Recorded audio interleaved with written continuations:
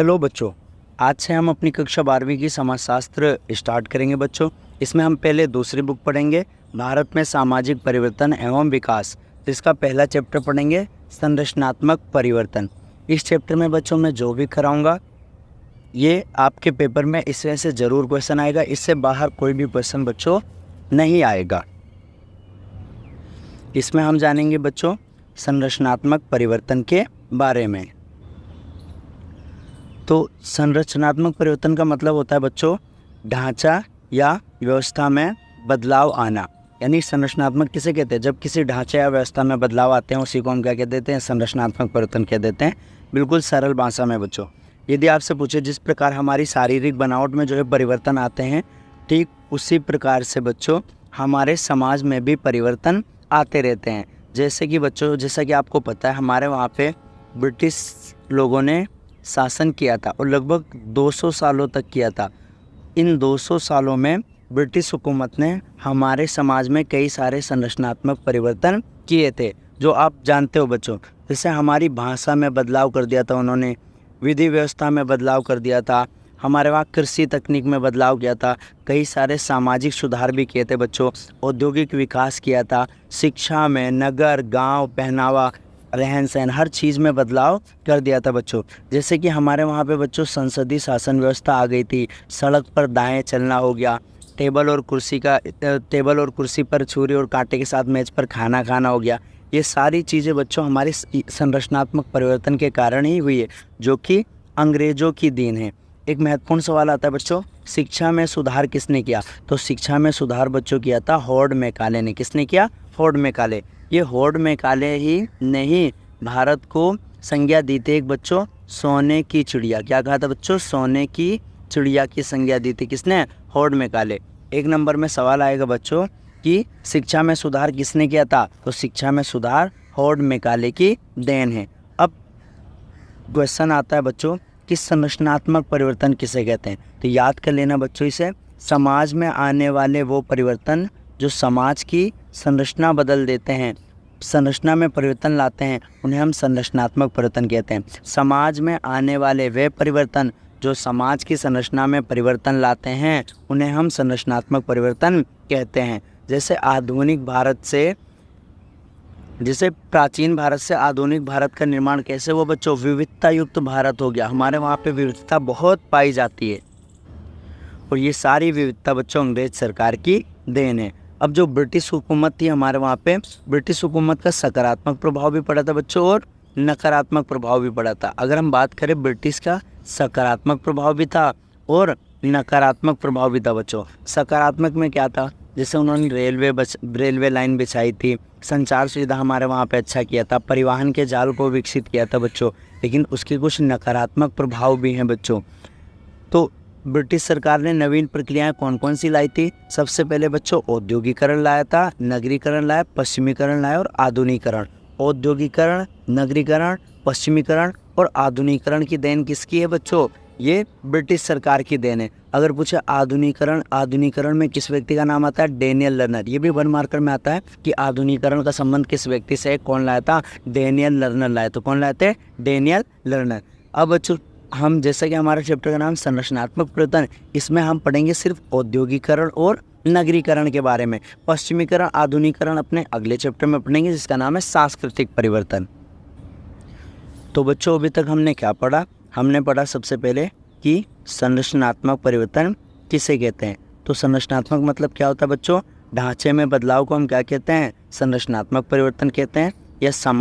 या ऐसे परिवर्तन जो समाज में आते हैं और जो समाज में परिवर्तन लाते हैं, जो समाज में क्या करते हैं बच्चों? परिवर्तन लाते हैं, उसे हम संरचनात्मक परिवर्तन कहते हैं। जैसे अंग्रेजों की देन है बच्चों, शिक्षा में सुधार किया था। और शिक्षा में सुधार किसने किया था बच्चों?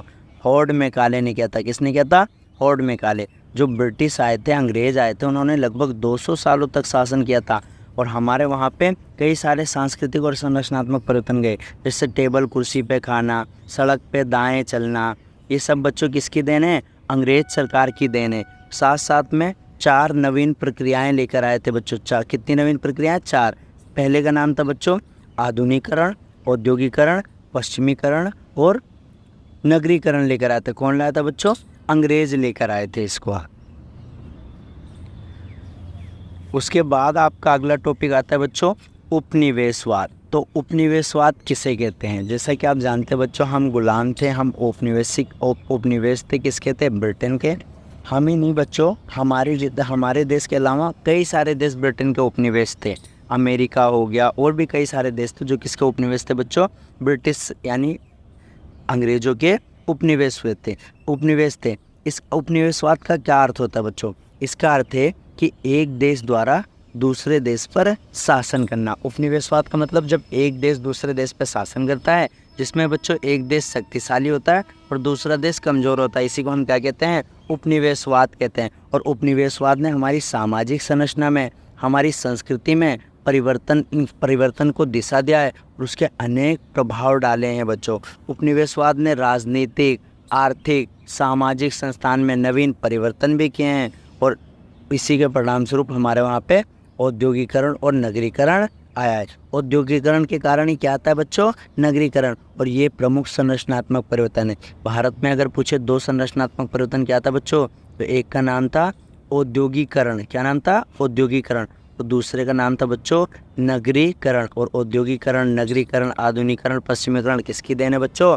अंग्रेजों की देन है।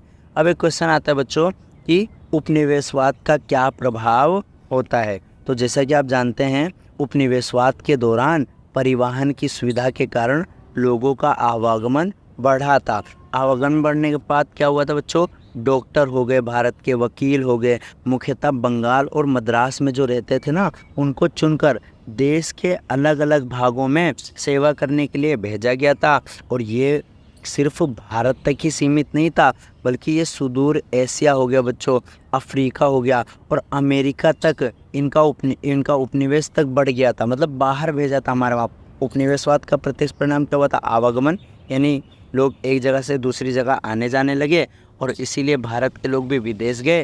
लेकिन सिर्फ वही लोग गए बच्चों जो प्रशिक्षित थे, डॉक्टर, वकील और इंजीनियर जो थे। और जब ही से बच्चों एक नया शब्द आया था, भारतीय मूल के लोग। कौन सा शब्द आया था बच्चों? भारतीय मूल के लोग, यानी वे लोग जो उपनिवेशवाद के दौरान अपने देश को छोड़कर दूसरे देश में गए और वहाँ पे बस गए बच्चों, और कुछ टाइम बाद वहाँ की नागरिकता ले ली। और ये पढ़े लिखे लोग थे बच्चों। बाद में यही लोग समाज में मध्यम वर्ग बनकर उदय होते हैं।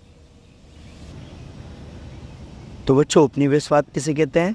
जब एक ताकतवर देश किसी कमज़ोर देश पे शासन करता है, उसे हम क्या कहते हैं? उपनिवेशवाद। और उपनिवेशवाद का प्रभाव भी हमने देख लिया बच्चों। पहला प्रभाव ये था कि परिवहन सुविधा बढ़ गई।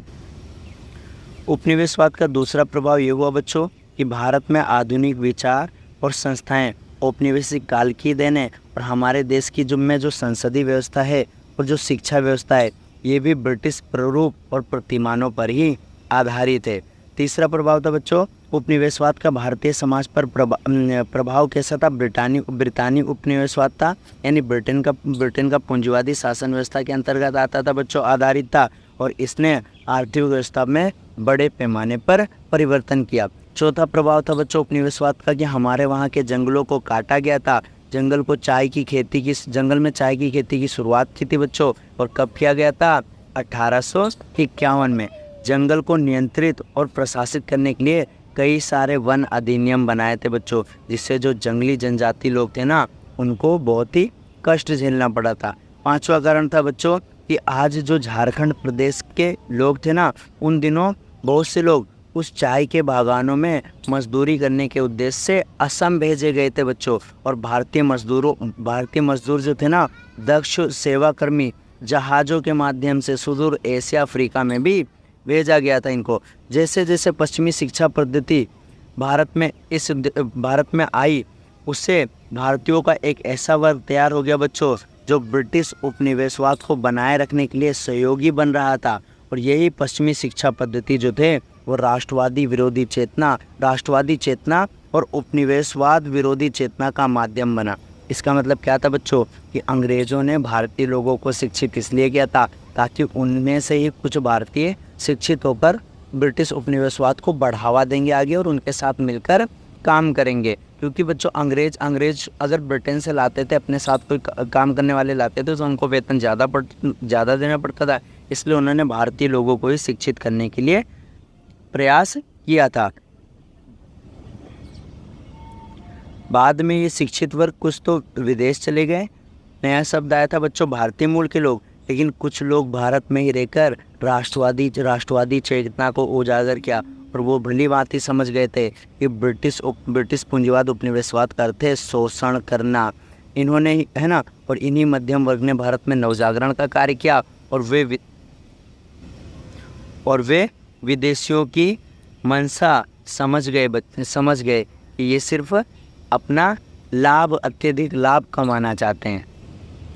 परंतु बच्चों ब्रिटिश उपनिवेशवाद अब भी हमारे जीवन का एक जटिल हिस्सा है। हम अंग्रेजी भाषा का उदाहरण ले सकते हैं। बहुत से भारतीयों ने अंग्रेजी में उत्कृष्ट साहित्य रचनाएं की भी हैं।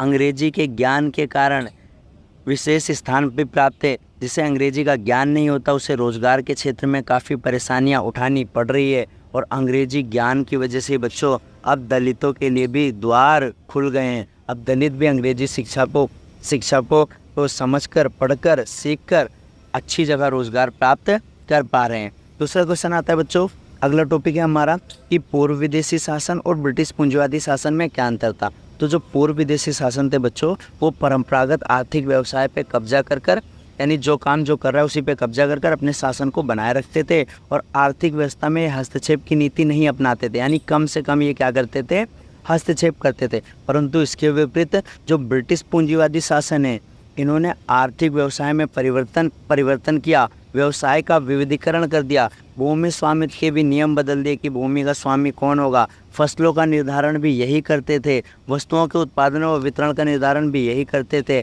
जंगलों पर नियंत्रण कर उसको आरक्षित घोषित कर दिया, जिसके कारण इन्होंने बच्चों जनजीवन को काफ़ी प्रभावित किया। इसलिए सभी लोगों ने इनके खिलाफ मिलकर राष्ट्रवादी आंदोलन किए थे। इस पार्ट में बच्चों हम इतना ही पढ़ेंगे। अब तक हमने क्या क्या पढ़ा बच्चों? सबसे पहले हमने पढ़ा था संरचनात्मक परिवर्तन किसे कहते हैं। तो समाज में आने वाले परिवर्तन जो समाज की संरचना को बदल देते हैं उन्हें हम संरचनात्मक परिवर्तन कहते हैं। यदि आपसे पूछे बच्चों शिक्षा में सुधार किसने किया था, हॉर्ड मैकाले ने किया था। आपसे पूछे बच्चों अंग्रेज सरकार के क्या हुए थे, सकारात्मक प्रभाव भी पड़े थे और नकारात्मक भी पड़े थे। सकारात्मक में क्या था आपको बता दिया बच्चों, अंग्रेज आई थी तो नवीन प्रक्रियाएं लेकर आई थी। कितनी नवीन प्रक्रियाएं थी बच्चों? 4 नवीन प्रक्रियाएं लेकर आई थी। सबसे पहले क्या लाए थे बच्चों? औद्योगिकरण।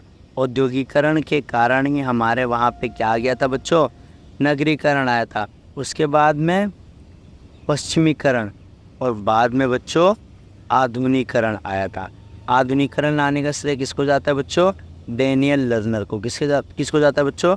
डेनियल लर्नर को जाता है आधुनिकीकरण लाने का श्रेय। उसके बाद में मैंने बताया था बच्चों आपको उपनिवेशवाद किसे कहते हैं। उपनिवेशवाद का अर्थ होता है बच्चों जब एक ताकतवर देश किसी कमज़ोर देश के आर्थिक राजनीतिक क्षेत्र पर शासन करता है उसे हम क्या कहते हैं? उपनिवेशवाद कहते हैं। ब्रिटिश उपनिवेशवाद कैसा था बच्चों? पूंजीवादी था, यानी इनका मकसद था अधिक से अधिक लाभ कमाना। उपनिवेशवाद के क्या प्रभाव पड़े बच्चों बता दिया मैंने। पूर्व विदेशी शासन ब्रिटिश पूंजीवादी शासन में क्या अंतर था ये भी बता दिया। उम्मीद करता हूँ आपको समझ में आया होगा। नहीं समझ में आएगा बच्चों तो एक बार नोट्स अच्छे से पढ़ लेना कि आपको अच्छे से समझ में आ जाएगा। इस चैप्टर को पूरा बच्चों अगले पार्ट में करेंगे। तब तक के लिए जय हिंद बच्चों।